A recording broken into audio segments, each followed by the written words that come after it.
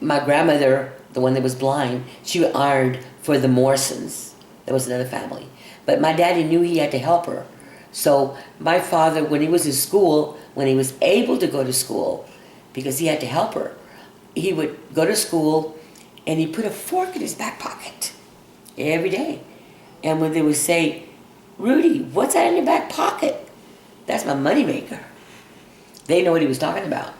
But every day after school, he would walk to Concho, and the street name was, I believe it was Magnolia, and there was a house, a big house on the corner.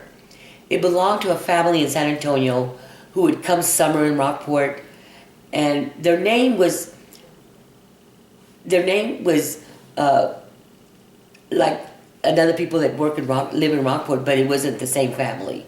But Daddy would go there, and the lady knew that Daddy was a good kid, and Daddy would knock on her door and say, "Do you have any work for me?" He says, "You have a lot of stickburgs here. Can I help take them off?" He goes, "Yeah, go ahead." So Daddy would get his little fork out and start on his knees and picking up these stickburgs, sickleburgs, and then she would give Daddy 50 cents. And Daddy made his money.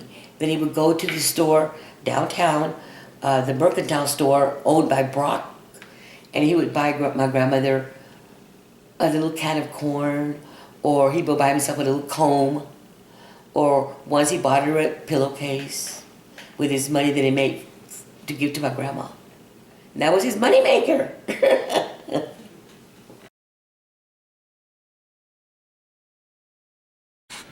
Hello, my name is Jason Rivas, and I'm here with Courtney Stevens and Randy Krinsky. We're here to interview Rosa Krinsky. We want to get to know a little bit about the Nava family's history in the region. I was 2 years old when we moved here. And I had an older sister, Yolanda, and I had my brother, baby boy. His name is Rudy, but we always called him baby boy because people would come and say, "How's the baby boy? How's the baby boy?" So baby boy just stayed. So to this day, he's called baby boy. It was my mother, my father, and it was my older sister Yolanda for a short while, and then my brother, baby boy, and me. And Nelda was like 6 months old. Nelda is the sister that's right after me. So she's 1 year younger than I am. Well, I think our childhood was very, very happy because my dad was the only child. He never had any siblings. And he always told his mom and everybody that when he grew up, he was going to have a lot of kids because he didn't want to be lonely. So that's why he had so many of us. And then my mother, when he married my mom was the oldest, and her father died when I was 8 days old, and my mother had 5 younger siblings. My Uncle Reuben was 7 years old, and I had my Aunt Alma, who was like 3 or 4, and then we had 3 more uncles who were, stepped up. And so since they never had a father, and my mother was married, so they looked up to my dad like their dad. And so they would come live with us or stay with us for summers or whatever, So to me, they're like my siblings. My grandmother, Midarda, had a lot of siblings. Okay? Mm-hmm. And the oldest one was Tomasita, which is my grandmother's oldest sister. And then they lived on Cornwall and 35. And then the next one was Josefa. She married a Polito. And then after that was Virginia. We called her Tia Nina.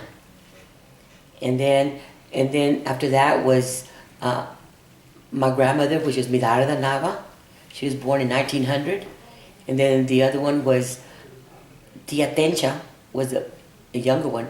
Hortensia, but we called her Tencha. And then was the baby brother was George Nava. And then there was 2 brothers.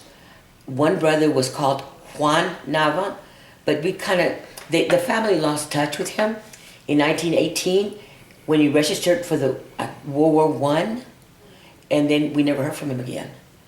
And then the other brother was a junior, was my grandfather's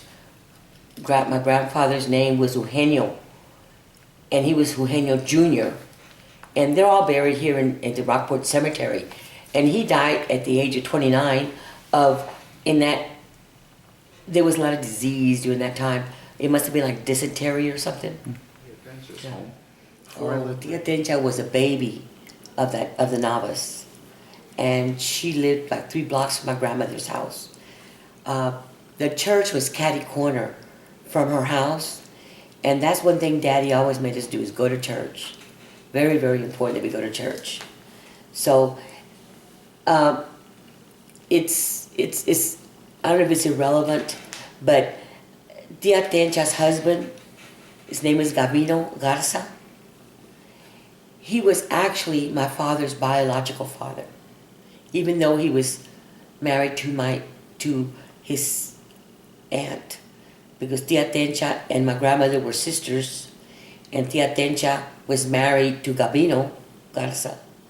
And when my great-grandmother passed away in 1925, her name was, they called her Susie, but her name was Maria de Jesus.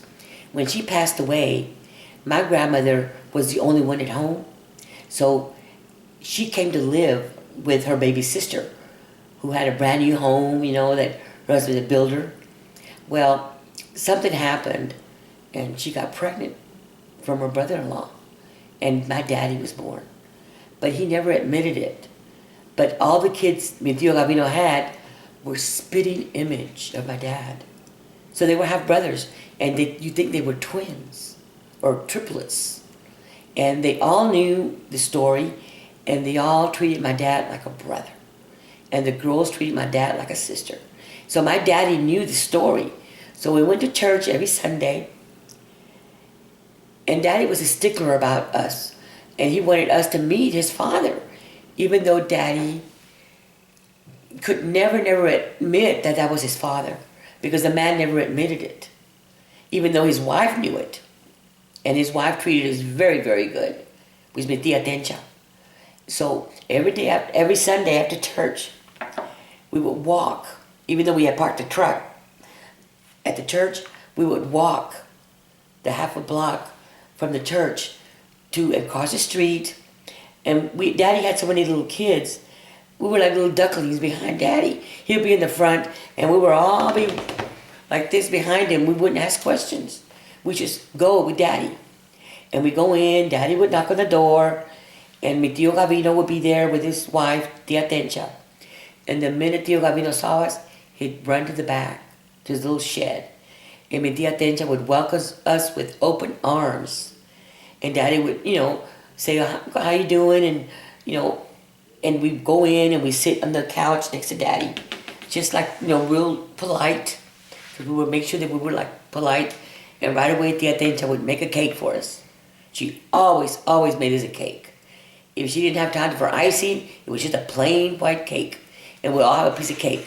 This is every Sunday. We do that every Sunday. And that made Dad so proud that his kids knew his background and we didn't question him.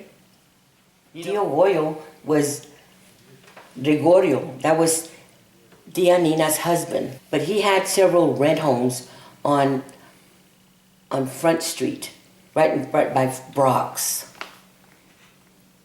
And he had several rent homes there.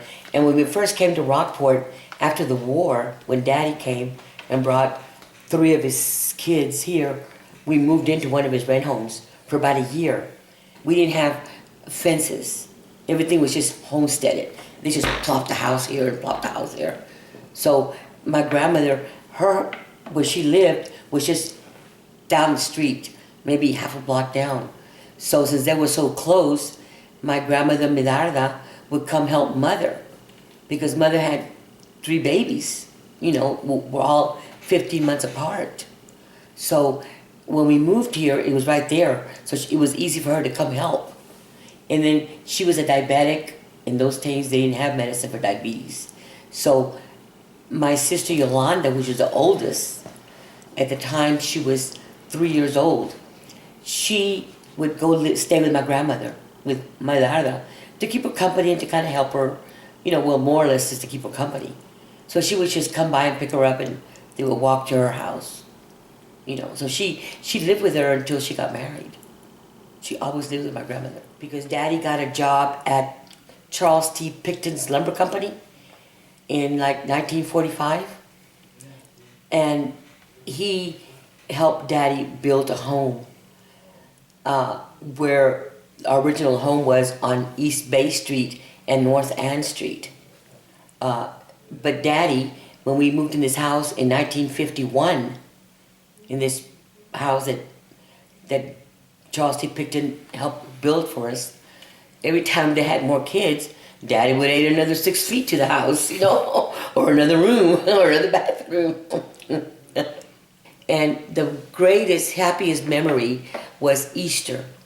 He would do the yard that Saturday before Easter, and he would dig holes along the fence line for each one of us. And we would go around picking wildflowers and cut grass and make little nests. For each one of us made our own nest. And then Mother would get maybe cereal boxes and put our names on them. And we would decorate them with colors or just whatever we could find that was colorful. And we would put signs in front of each nest.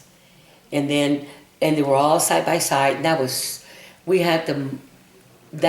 the happiest moment for us. Because Daddy would always make Easter nests for us. They didn't put anything in there. They would put maybe one boiled egg, colored egg, and maybe 2 pieces of candy. But they always put a little present, but nothing big.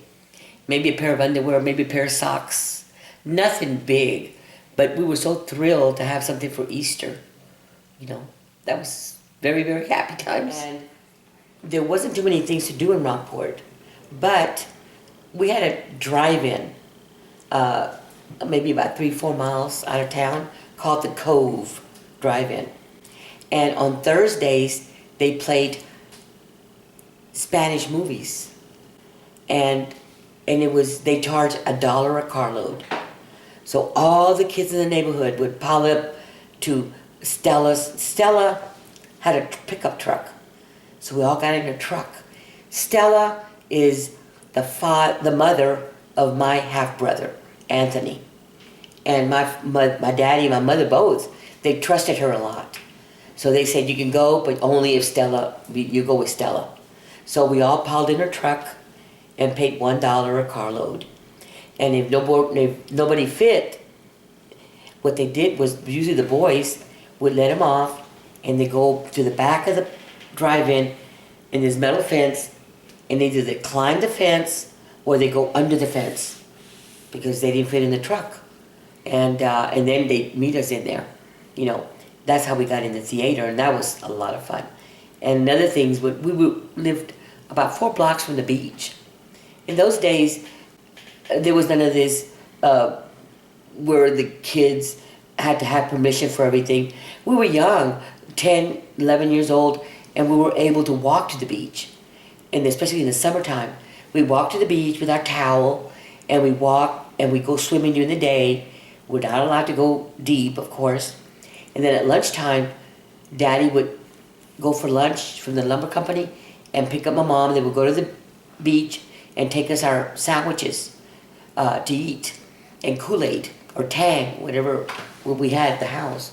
And we'd eat, and my mother would say, okay, don't go back in the water till you take a nap and you digest your food. So we'd get our towels, put them on top of the tables at the beach, and we'd take a nap. And then they'd go back to work. My father would take my mother back home, and he would go back to work. And at 5, pick my mama up, and they would come back to the beach and pick us up. We were there by ourselves all day long. But we were very safe, and we were very obedient children. We didn't go past our knees, and we usually just played in the dirt, in the sand. And those were a lot of good times.